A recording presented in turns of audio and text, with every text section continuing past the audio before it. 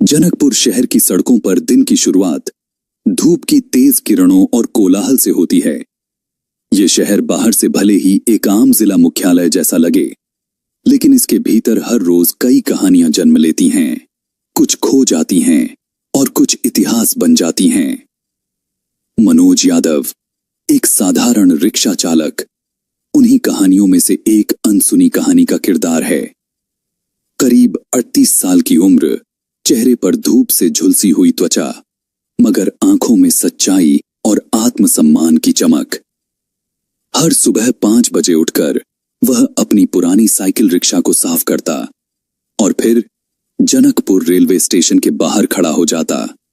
उसका यही रोजगार था, यही जिंदगी। दूसरी ओर डीएसपी अनामिका सिंह, एक तेज तर्रार, ईमानदार और निडर महिला अधिकारी। उसके आने से जनकपुर जिले की प्रशासनिक व्यवस्था में गजब की सख्ती आ गई थी। वह न सिर्फ अपराधियों से सख्ती से निपटती, बल्कि जनता की समस्याओं को समझकर निर्णय लेने में भी अव्वल थी।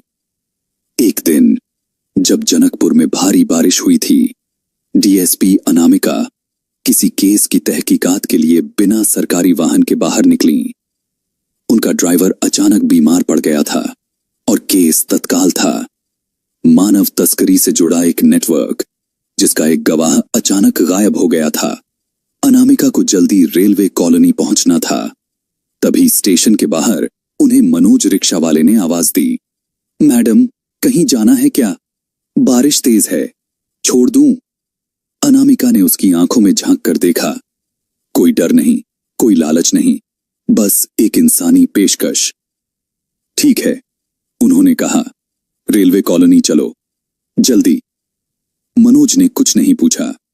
उसने रिक्शा मोड़ा और पानी से भरी गलियों में छप छपाते हुए उन्हें लेकर चल पड़ा।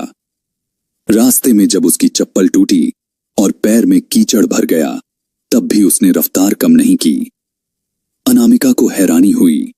उसने पहली बार किसी रिक्शा चालक को बिना शिकायत के इतना समर्पित देखा।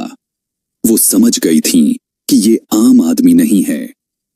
जब वे पहुंचे तो उन्होंने उसे पैसे देने चाहे, लेकिन मनोज ने कहा, मैडम, आज जो काम किया वो पैसे के लिए नहीं था। आप हमारे शहर की इज्जत हैं। मैं आपके साथ खड़ा हूं जब भी जरूरत पड़े। यहां से रिश्ता शुरू हुआ। अनामिका अक्सर उसे अपने खास कामों में बुलाने लगीं, खास तौर पर जब उन्हें गुप्त रूप से शहर के अलग अलग हिस्सों में जाना होता। पुलिस की गाड़ी कई बार संदेह पैदा करती, मगर एक पुराना रिक्शा, कोई शक नहीं करता। एक दिन अनामिका ने मनोज को चाय की दुकान पर बुलाया और कहा, मनोज भाई, मैं एक मिशन पर हूं। शहर में चल रहे बाल तस्करी रैकेट को पकड़ना है, लेकिन हमें सबूत चाहिए, जमीनी स्तर पर। क्या आप मदद करेंगे? मनोज थोड़ी देर चुप रहा, फिर बोला, मैडम, मेरी एक बेटी थी, 6 साल की, बाजार से सामान लेने गई थी और कभी लौटी नहीं। मैंने पूरा शहर ढूंढा, कुछ नहीं मिला। शायद यही उसका बदला है। मैं तैयार हूं। अनामिका के हाथ कांप गए। वो जो रिश्ता अब तक सिर्फ इंसानियत पर टिका था, अब दर्द और बदले की साझेदारी बन गया।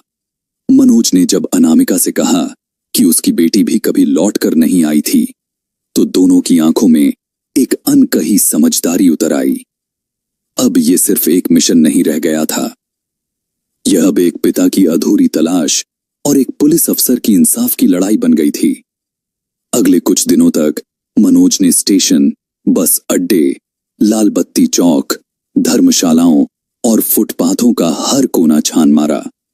उसका भोला चेहरा, साधारण वेशभूषा और रिक्शा उसे एक आदर्श मुखबिर बना देता था। कोई उस पर शक नहीं करता। एक दिन देर रात जब स्टेशन के पीछे की ओर से लौटते समय वह एक संदिग्ध टाटा सुमो को देखता है, जिसमें 3 छोटे बच्चे किसी कपड़े में लपेटे हुए थे, तो उसके कान खड़े हो जाते हैं। वह तुरंत डीएसपी अनामिका को फोन करता है, मैडम, स्टेशन की पुरानी सड़क पर एक गाड़ी है। मुझे शक है कि इसमें कुछ गड़बड़ है। नंबर नोट कर लिया है। अनामिका तुरंत हरकत में आती हैं। टीम भेजी जाती है और गाड़ी को चेकपोस्ट पर रोका जाता है।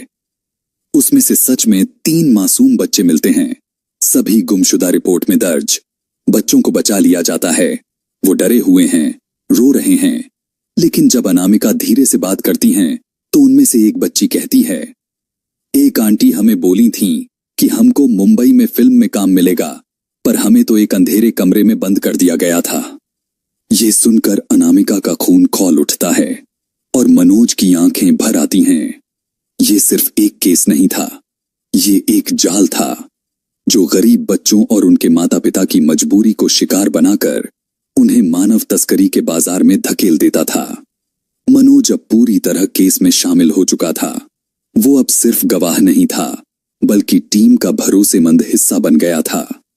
एक दिन वह गुप्त रूप से एक झुग्गी में जाता है, जहां एक बिचौलिया बच्चों को बहलाकर अपने साथ ले जाने की बात कर रहा होता है।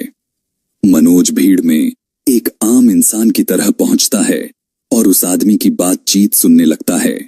जो भी अपने बच्चे को मुंबई भेजेगा, उसे हम हर महीने पैसा देंगे। बच्चा स्टार बनेगा। लेकिन उनसे काम क्या कराओगे? किसी महिला ने पूछा।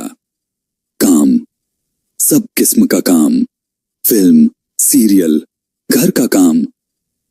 उस आदमी का जवाब सुनते ही मनोज का दिल कांप जाता है। वह लौटकर अनामिका को बताता है, अब पुलिस के पास न केवल सबूत था, बल्कि वो जगह भी जहां से बच्चों को उठाया जाता था। एक गुप्त ऑपरेशन की योजना बनी। ऑपरेशन नया सवेरा।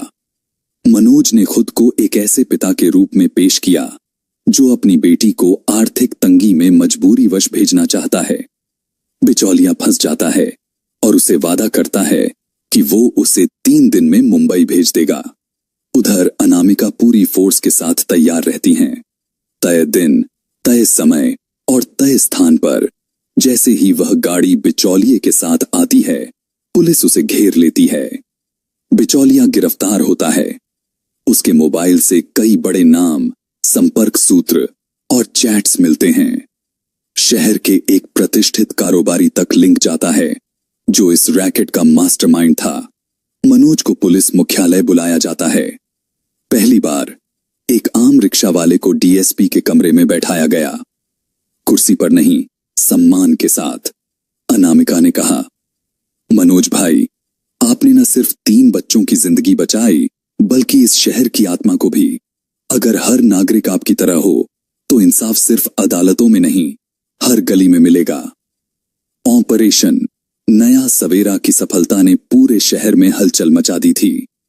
अखबारों में डीएसपी अनामिका और रिक्शा चालक मनोज की बहादुरी के किस्से छपने लगे थे।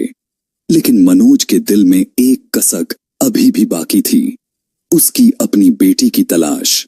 सालों पहले मनोज की बेटी पूजा सिर्फ 6 साल की थी जब मेले में भीड़ में खो गई थी। उसने थानों के चक्कर लगाए, पोस्टर छपवाए, मंदिर गुरुद्वारों में मिन्नतें मांगी, लेकिन पूजा का कोई सुराग नहीं मिला। वो जख्म आज तक हरा था। जब अनामिका ने पूजा के बारे में सुना तो उन्होंने वादा किया, मनोज जी, आपने इतने बच्चों को उनके मां बाप से मिलाया, अब आपकी बेटी को ढूंढना हमारी जिम्मेदारी है। बिचौलिए के फोन से एक पुरानी तस्वीर मिली।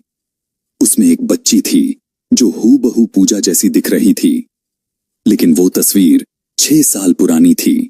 इस क्लू को पकड़कर पुलिस ने महाराष्ट्र, गुजरात, दिल्ली के कई चाइल्ड होम्स में संपर्क किया। कई दिनों की पड़ताल के बाद एक अनाथालय से जानकारी मिलती है।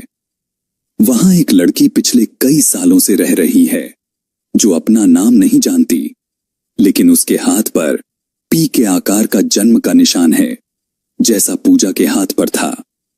मनोज को तुरंत डीएसपी अनामिका के साथ अनाथालय ले जाया गया।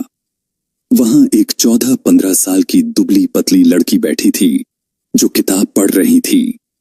मनोज ने जैसे ही उसका हाथ देखा, उसकी आंखें भर आईं। वही पी का निशान।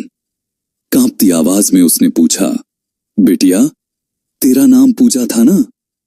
लड़की की आंखों में आंसू उतर आए। उसने बिना कुछ कहे दौड़कर मनोज को गले लगा लिया। दोनों बाप बेटी ऐसे रोए जैसे बरसों का दर्द बह निकला हो। अनामिका और पूरी टीम की आंखें भी नम थीं। मनोज ने कभी नहीं सोचा था कि इस मिशन से वो अपनी खोई दुनिया वापस पा लेगा। पूजा के केस में जांच से खुलासा हुआ कि मेले से बच्चों को चुराने वाला वही गैंग था जिसे अब ऑपरेशन नया सवेरा में तोड़ा गया, वेरा में भी। इस खुलासे के बाद पुलिस ने गैंग के पुराने मामलों को भी रिओपन किया और करीब 22 बच्चों की पहचान करके उन्हें उनके घर वालों से मिलाया गया। कुछ महीनों बाद शहर के चौराहे पर एक दृश्य दिखा। मनोज अब भी रिक्शा चला रहा था, लेकिन अब उसकी बेटी पूजा भी उसके साथ बैठी थी। कभी स्कूल छोड़ने जाती तो कभी रिक्शा के अगले सीट पर बैठकर मनोज के साथ शहर को निहारती।